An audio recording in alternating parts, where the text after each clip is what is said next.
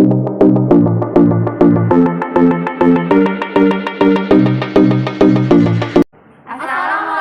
warahmatullahi wabarakatuh. Shalom, Om Swastiastu, Namo Buddhaya, Salam Kebajikan. Ingin memenuhi tugas mata kuliah Bahasa Indonesia, dengan itu kami membuat video yang bertopik tentang sejarah Bahasa Indonesia. Selamat menonton. Perkenalkan, nama saya Algiana Maharani. Hai, perkenalkan nama saya Putri Nadila Nursifa. Hai, perkenalkan nama saya Firman Dina.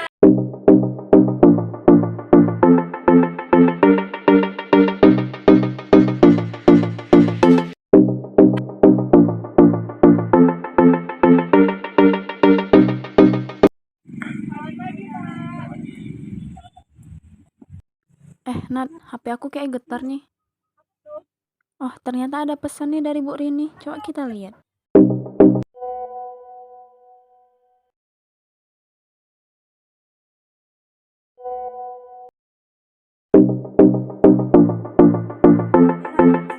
Belum ya soal ujian ini? Coba kita telepon aja. Boleh sih.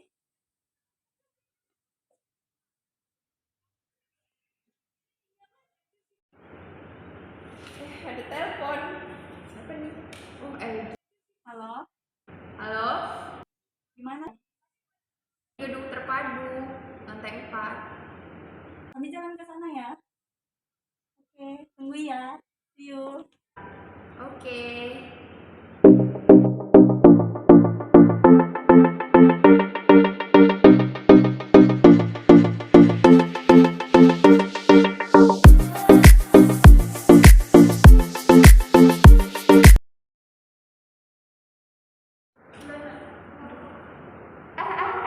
Tahu nggak kalau kita bakal ujian besok? Iya. Bahasa Indonesia. Ujian bahasa Indonesia sama Bu Rini. Iya. Coba deh Coba cek lihat dulu. deh. Mana ya ampun. Oh iya. Kapan ya? Padahal kok belum belajar. Kalau kita diskusi sekarang aja. Iya, boleh. Yuk. Jadi apa nih yang mau kita bahas buat ujian bahasa Indonesia nanti? Oh iya, kita mau bahas apa nih?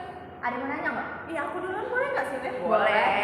Kapan sih bahasa Indonesia itu diresmikan? Ada yang tahu nggak? Nah, setahu aku ya, kita itu sebelum menggunakan bahasa Indonesia, kita menggunakan bahasa Melayu dulu sebagai bahasa resmi Indonesia. Pada tanggal 28 Oktober, waktu Sumpah Pemuda. Tapi, aku nggak tahu tuh kenapa ya sekarang kita nggak pakai bahasa Melayu sebagai bahasa resmi Indonesia. Oh, aku pernah baca tuh. Jadi waktu itu kita tuh suka pakai bahasa Arab gitu, huruf Jawi namanya. Jadi kan kita pada saat itu masih dijajah sama Belanda. Jadi Belanda itu menyesuaikan bahasa mereka sama bahasa kita. Nah, itu dia ada yang disebut namanya ejaan Van Ophuijsen. Iya gitu. Oh, jadi kapan sih, Beb, sebenarnya bahasa Indonesia yang kita gunakan ini diresmikan? Oh iya, aku nggak tahu tuh. Kapan ya? Aku cari dulu kali ya. Oh, boleh tuh. Dapat nggak? Dapat. Ternyata pada tanggal 18 Agustus setelah hari proklamasi. Oh, pas kemerdekaan. Barulah bahasa Indonesia diresmikan sebagai bahasa nasional Indonesia. Jadi pada saat itu bahasa Indonesia dipakai udah pakai bahasa kita sekarang lah ya kan? Iya.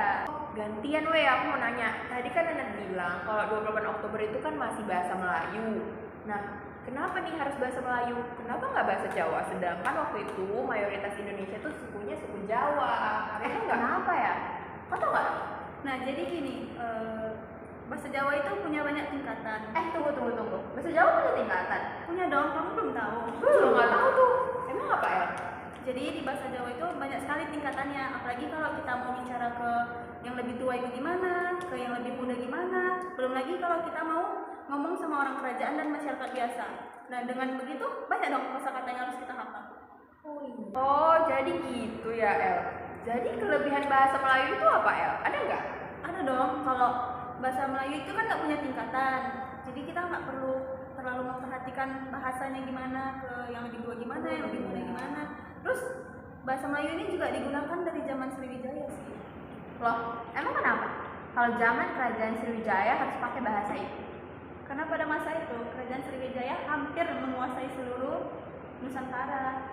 Nah, terus kan Jadi bahasa Melayu ini digunakanlah untuk bahasa pergaulan, pendidikan, dan perdagangan. Terus karena bahasa Melayu ini nggak punya tingkatan, jadi bisa dipakai semua lapisan masyarakat tanpa melihat tingkatan-tingkatan bahasa. Ternyata sejarah Indonesia itu panjang juga ya. Iyalah, sampai kan banyak gitu ya, bahasa yang kita pakai juga banyak. Pasti untuk menetapkan satu bahasa tuh butuh proses yang panjang juga. Seperti yang tadi kita diskusikan. Iya. Jadi apa sih fungsi sebenarnya dari bahasa Indonesia ini, dan kenapa kita harus pakai bahasa Indonesia? Oh iya, kenapa kita harus pakai bahasa Indonesia? Gini, bahasa Indonesia itu kan bahasa persatuan. Indonesia itu juga kaya akan suku, bangsa, otomatis bahasa yang digunakan di setiap daerah juga pastinya beda-beda dong. Ya Kak, Iya, setuju kan? Nah, maka itu kita tuh harus punya bahasa yang bisa kita gunain di seluruh daerah itu. Makanya lah bahasa Indonesia itu ditetapkan. Dan lagi seperti contoh bahasa Jawa tadi, bahasa Jawa kan tuh kan ada tingkatannya. Jadi kesenjangan sosial tuh pasti terlihat jelas gitu. Nah, kalau kita punya bahasa Indonesia, bahasa persatuan, kesenjangan sosial tadi tuh bisa tidak terlihat gitu, karena kita punya satu bahasa dan itu tuh bahasa Indonesia. Jadi tidak ada lagi si kaya dan si miskin, si masyarakat yang terpelajar ataupun tidak gitu. Jadi semuanya tuh sama gitu. Kalian pernah terlintas nggak sih? Kita kan anak pastry. Kenapa kita harus tetap belajar bahasa Indonesia yang baku? Padahal kita di kampus lebih banyak pembelajaran menggunakan bahasa Inggris. Menurut kalian gimana? Kalau menurut aku dulu nih ya. Nah, kenapa mahasiswa patiseri? Nggak peduli sih mau mahasiswa patiseri, mau mahasiswa manajemen, akuntansi. Ya namanya mahasiswa tentu harus mempelajari bahasa Indonesia yang benar dan benar. Karena kan kita di lingkungan kampus ya, di lingkungan yang harus menggunakan bahasa Indonesia yang baik. Kayak misalnya kita ngomong sama dosen, nggak mungkin dong kita pakai bahasa sehari-hari, ya kan? Nggak sopan dong kita sama dosen gitu. Jadi kita tuh harus bisa mempelajari bahasa baku itu gimana gitu menurut aku. Jadi penting gitu untuk setiap mahasiswa manapun, nggak cuma patiseri. Kalau Setuju menurut sih, aku ya sama. kan? Kalau menurut kau sendiri apa nih Nan? Kenapa kita harus belajar bahasa Indonesia sebagai mahasiswa patiseri? Menurut aku ya, nanti kita di akhir nanti kan kita bakalan nyusun tugas akhir tuh.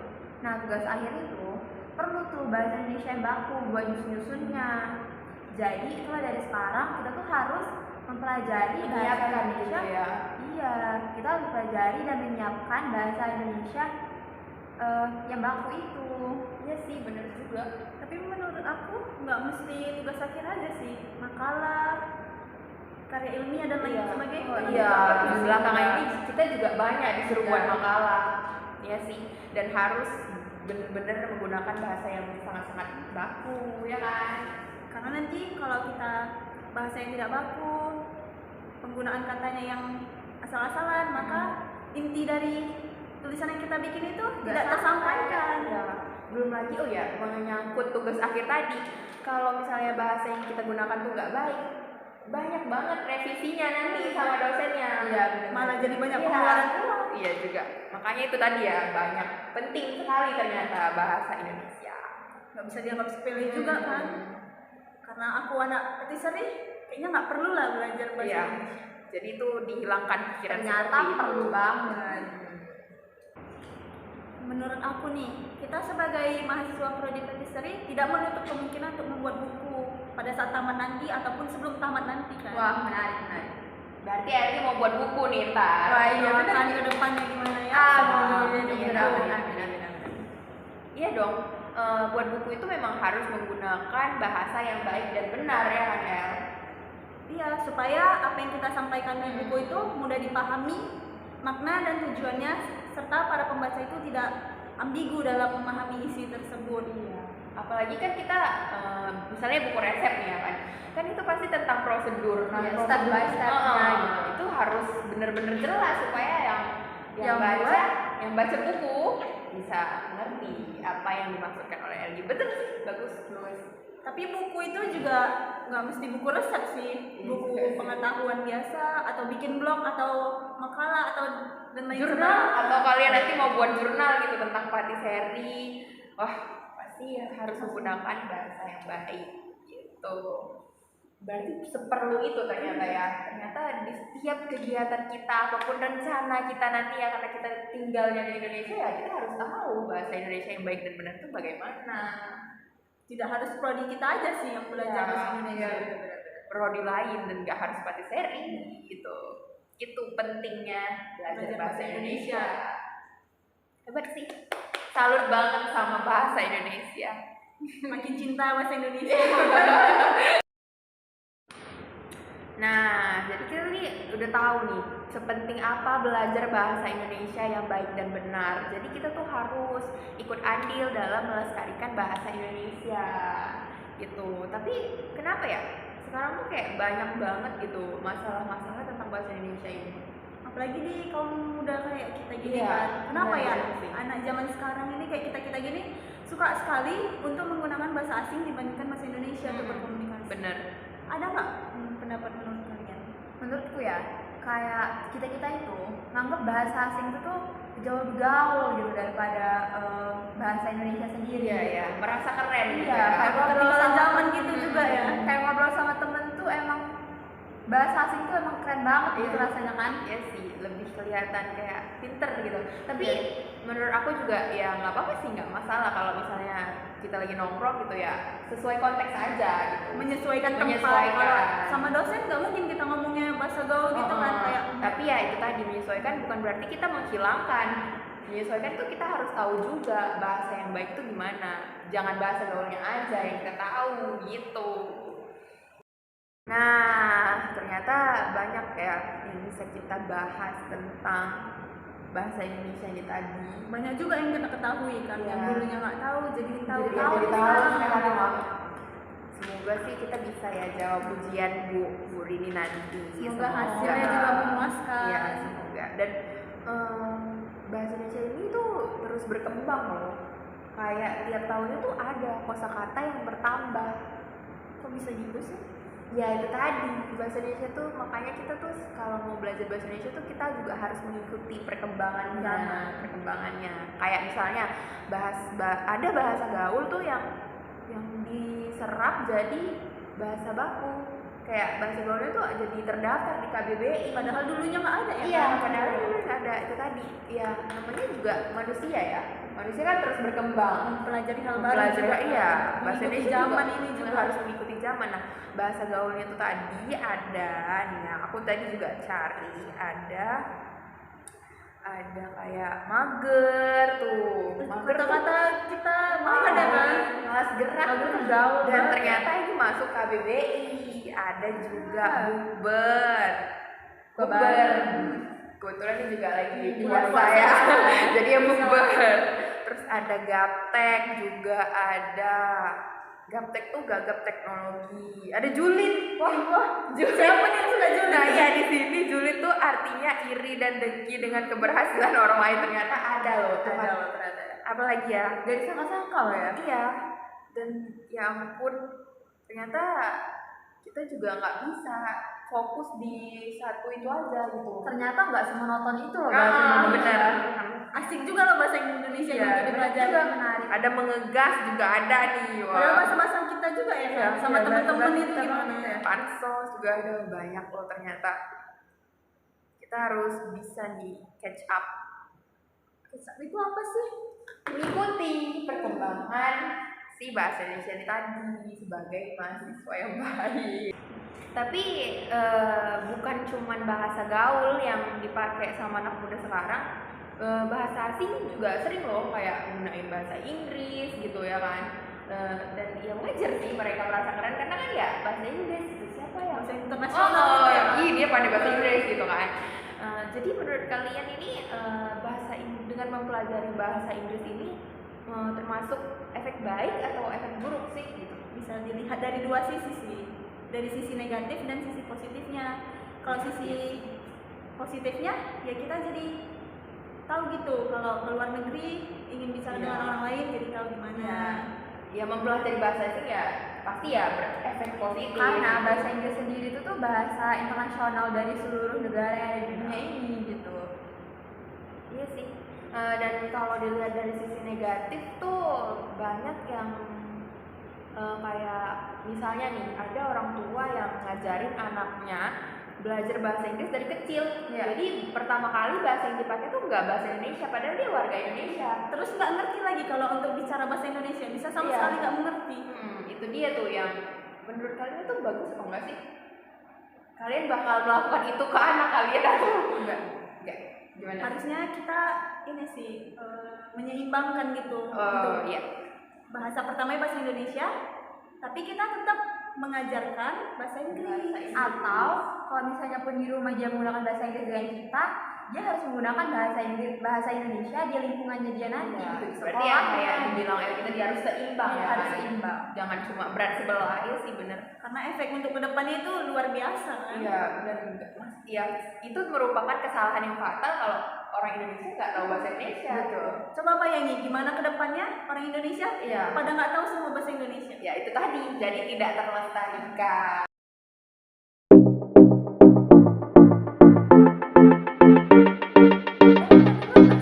Kalau bahasa Indonesia itu banyak dipelajari sama negara-negara lain. Kira-kira negara-negara mana saja sih yang mau mempelajari bahasa ini? Oh iya ya. Nggak tahu sih kalau aku coba cari di Google aja. Coba aku cari ya.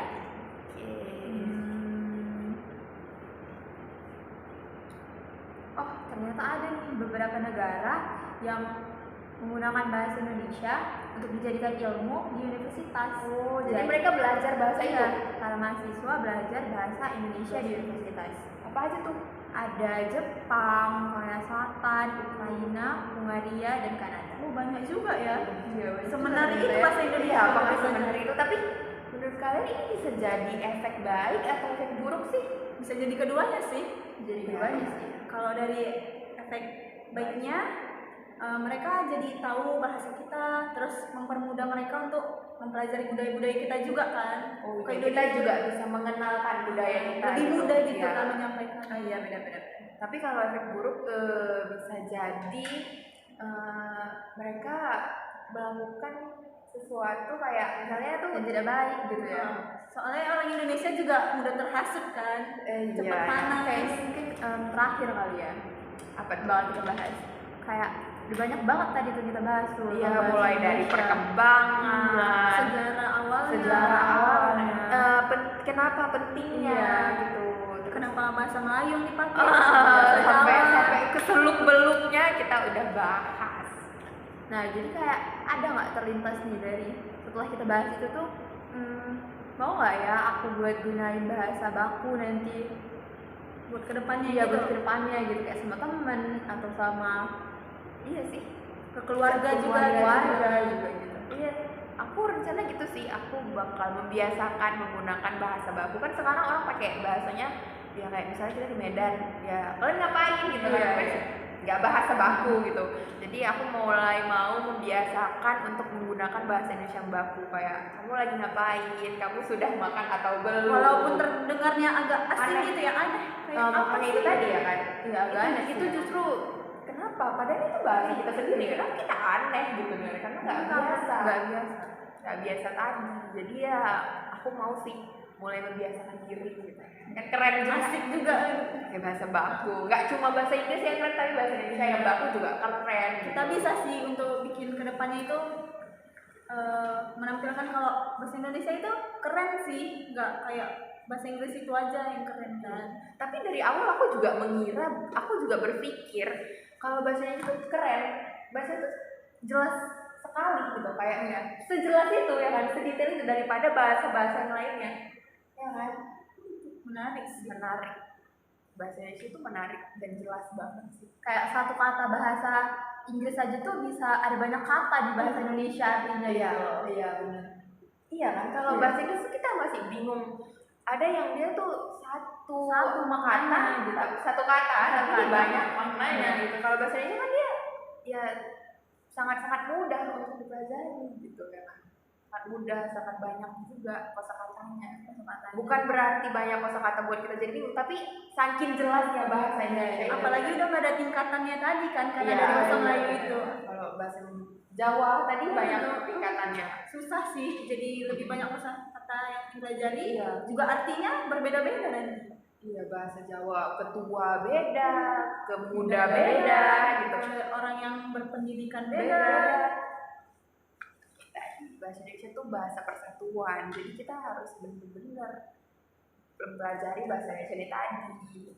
Jadi sepakat nih ya, mulai dari sekarang tuh kita Iya. harus lebih menggunakan bahasa Iya betul Indonesia ya, yang baku gitu. ya. Sama Oh mulai promosi sekarang nih, gitu. sekarang coba ya sekarang kita kayak mana ya, Boy? Kayak mana ya membiasakan? Kayak mulai dari Oh. jangan aku kau lagi Oh, sih, iya. kayak saya dan Dari kamu. yang paling mudah-mudah aja deh, yang paling mudah gitu. Kamu nanti susah Kalian gitu. Awalnya susah sih, Iya, terdengarnya awalnya susah aneh sih. gimana gitu. Iya. Nanti saya pulang naik angkot. Padahal biasa nggak gitu ya kan. Tapi ya menarik, sangat-sangat menarik. Tapi kenapa enggak untuk kita coba? Ya Kan makanya nggak salah itu itu kan. sangat-sangat tidak salah. Walaupun awalnya dikucilkan atau gimana ya, anggap bodoh amat aja gitu ya kan. Siapa tahu kedepannya dengan kita begitu, kita yang membawa pengaruh besar untuk Indonesia. Terus orang-orang jadi mau ikut pakai bahasa baku juga deh. Keren banget. Keren banget. Wah, banyak banget yang kita bahas hari ini, banyak banget, banyak Banyak Sudah banyak banget. banyak Banyak banget. Iya, udah, nggak apa-apa. Semoga ujian kita nanti lancar ya. Semoga bisa menjawab semuanya ya. Amin. Dan semoga yang kita pelajari ini juga nggak untuk ujian aja sih. Iya, Untuk- iya, benar. Tapi ya Untuk kehidupan kita juga juga gitu. sangat-sangat mendalami sih hari ini. Iya. Seru banget hari ini ya, seru banget. Yaudah yuk, kita akhiri. Pulang yuk. Yuk.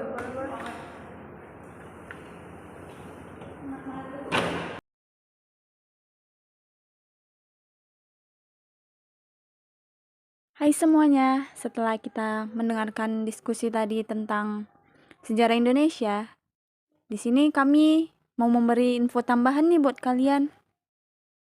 Di sini kami akan menjelaskan sejarah bahasa Indonesia. Disimak ya teman-teman. Perkenalkan, nama saya Elgiana Maharani. Di sini saya akan membacakan materi yang akan pertama kali kami sampaikan. Di sini ada bahasa Melayu sebagai dasar bahasa Indonesia.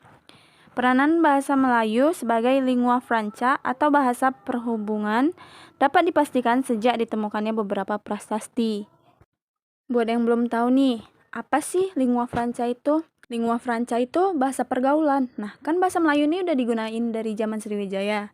Jadi bahasa Melayu ini selain digunain sebagai bahasa pergaulan, digunain juga sebagai bahasa pendidikan dan perdagangan. Kemudian, kenapa bahasa Melayu dipastikan sebagai bahasa pergaulan? Ya karena banyak sekali petunjuk bahwa bahasa Melayu sudah digunakan pada masa Sriwijaya melalui prasasti-prasasti yang ada. Dapat kita lihat, prasasti-prasasti tersebut ialah yang pertama ada prasasti kedudukan Bukit Palembang tahun 683. Yang kedua ada prasasti Talang Tuo di Palembang juga tahun 684. Yang ketiga, prasasti Kota Kapur di Bangka Barat tahun 686. Yang keempat, prasasti Karangbrahi antara Jambi dan Sungai Musi tahun 688 yang bertuliskan bahasa Melayu kuno. Yang kelima, prasasti Gandasuri di Jawa Tengah tahun 832. Yang keenam, yang terakhir ini ada prasasti Bogor tahun 942. Dengan prasasti yang saya sebutkan nomor 5 dan 6 tadi dapat memperkuat dugaan kita bahwa bahasa Melayu tidak hanya digunakan di Pulau Sumatera. Selanjutnya, kita masuk slide keempat. Pada 28 Oktober tahun 1928 diikrarkan Sumpah Pemuda. Sumpah Pemuda berisi 3 kebulatan tekad bangsa Indonesia. Pada butir ketiga berbunyi, kami putra-putri Indonesia menjunjung bahasa persatuan bahasa Indonesia. Maksudnya di sini ialah bangsa Indonesia menjunjung bahasa persatuan, sehingga kesenjangan sosial tadi tidak terlihat lagi karena adanya bahasa persatuan ini. Sejak saat itu, bahasa Melayu secara resmi diangkat sebagai dasar bahasa Indonesia. Namun, ejaan yang digunakan belum seperti saat ini. Terdapat beberapa proses sebelum diberlakukannya ejaan yang kita gunakan sekarang, yaitu ejaan yang disempurnakan. Dengan demikian, banyak sekali proses ejaan yang dipakai oleh bangsa Indonesia. Sehingga sampailah di ejaan kita sekarang, yaitu ejaan yang disempurnakan. Untuk pembahasan mengenai ejaan-ejaan ini, akan saya serahkan kepada rekan saya, Putri Nadila. Nama saya Putri Nadila Nursifa, saya akan melanjutkan materi yang sudah dibacakan oleh Elgiana Maharani. Ejaan Panophoesen atau The Spelling Panophoesen adalah ejaan yang pertama kali dipakai bangsa Indonesia pada awal abad ke-20. Charles Adrian Panophoesen meluncurkan buku pertamanya berjudul Kitab Logat Melayu, Fundering for Spelling der Malaysia Taal. Ia merupakan ahli bahasa berkebangsaan Belanda, menciptakan ejaan bahasa Indonesia pertama, yaitu ejaan Panophoesen yang berlaku pada tahun 1901 sampai 1947. Ia merupakan guru besar ilmu bahasa di Universitas Leiden pada tahun 1904. Pada tahun 1910, beliau menyempurnakan ejaan dengan menerbitkan buku kedua berjudul Malaysia's Pangkus. Buku ini diterjemahkan oleh T.W. Kamil menjadi tata bahasa Melayu. Ciri-ciri ejaan Panophoesen. J untuk bunyi Y, contohnya yang dan payah. Di graf CH untuk bunyi KH, contohnya akhir dan khas. Di graf DJ untuk bunyi J, contohnya Jakarta, jari, dan jelas. Di graf TJ untuk bunyi C, contohnya cinta dan cari.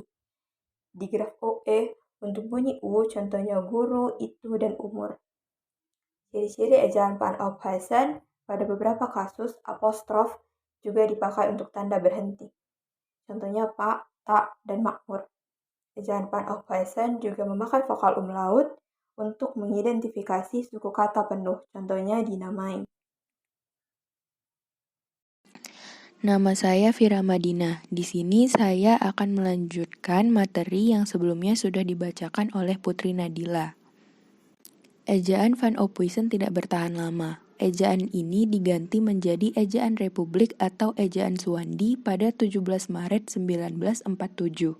Ejaan ini hampir sama dengan ejaan sebelumnya, hanya terdapat beberapa perbedaan saja. Perbedaan tersebut adalah yang pertama, di graf OE tidak digunakan lagi. Di graf OE diganti menjadi huruf U. Contohnya, gue roe diganti menjadi guru, kamuwe diganti menjadi kamu, dan lain sebagainya. Yang kedua, apostrof tidak dipakai lagi. Apostrof diganti dengan huruf K. Contohnya, pak, tak, makmur. Penulisannya seperti yang tertera ya. Yang ketiga, kata ulang boleh ditulis angka 2. Contohnya, ibu 2 dibaca ibu-ibu, tiba 2 dibaca tiba-tiba. Yang keempat, awalan di semua ditulis serangkai, tidak memerhatikan kata kerja ataupun kata tempat. Contohnya di rumah, dimasak, dijual, di dapur. Seperti contoh, penulisannya tidak dipisah ya. Di rumah tidak ditulis di spasi rumah, namun di rumah saja. Nah, ejaan Republik atau ejaan Suwandi juga tidak bertahan lama. Ejaan ini hanya berlaku sampai tahun 1972. Ejaan Suwandi kemudian digantikan oleh EYD, ejaan yang disempurnakan, oleh Menteri Orde Baru, Masuri Saleh. Ejaan ini yang kita gunakan sampai sekarang. Itu dia perkembangan ejaan-ejaan yang pernah dipakai di Indonesia. Jadi sekarang teman-teman udah paham ya?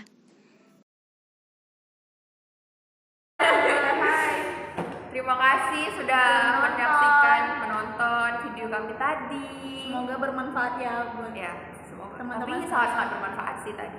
Semoga nambah ilmu pengetahuan juga kan buat penonton dan buat kami juga. Buat kami juga.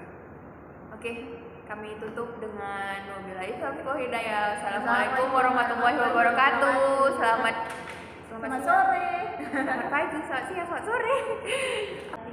Utamakan bahasa Indonesia, lestarikan bahasa daerah, Pelajari bahasa asing.